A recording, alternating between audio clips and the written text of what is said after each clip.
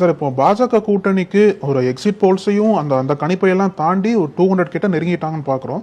ஆனால் அதில் மிக முக்கியமான சிக்கல் என்ன அப்படின்னா பாஜக நிதிஷ்குமாரை சிஎம்மாக கொண்டு வருவாங்களா? ஏன்னா 2020ஆம் ஆண்டு நடந்த தேர்தலில் என்னதான் நிதிஷ்குமார் கம்மியாக இருந்தாலும் சிஎம்மாக கொண்டு வந்தாங்க. ஆனால் இப்போ பாஜக சிங்கிள் லார்ஜஸ்ட் பார்ட்டியாக பீகாரில் வந்துட்டு இருக்காங்க. மகாராஷ்டிரா ஃபார்முலாவை பயன்படுத்தி நிதிஷ்குமாருக்கு இந்த முறை வாய்ப்பு கொடுக்க மாட்டாங்க, அதுக்கு பதிலாக சிராக் பாஸ்வானை கொண்டு வரது வாய்ப்புகள் இருக்குன்னு சொல்றாங்க.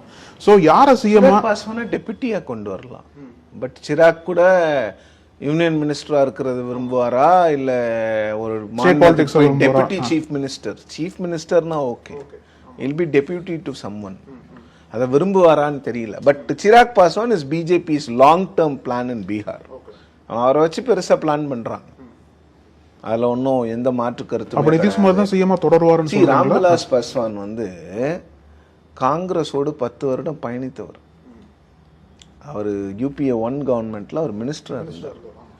அவரை எப்படி பண்ணணுமோ அப்படி அழகாக அவரை கூட்டிகிட்டு போயிட்டு பிஜேபி அவரை மதித்தாங்க.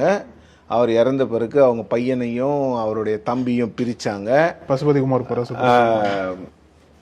அதுக்கப்புறம் நிதிஷ்குமாருக்கு எதிராக சிராகை விலக்கி அவரை தனியாக நிற்க வச்சாங்க. எல்லா வேலைகளையும் பாஜக செய்யும்.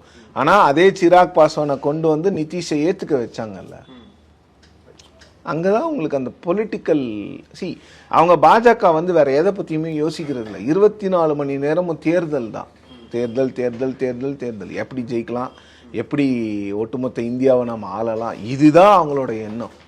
அந்த காரை அந்த ஃபாஸ்ட்டை நீங்கள் மேட்ச் பண்ணோன்னா நீங்கள் அட்லீஸ்ட் ஹாஃப் இருக்கணும்.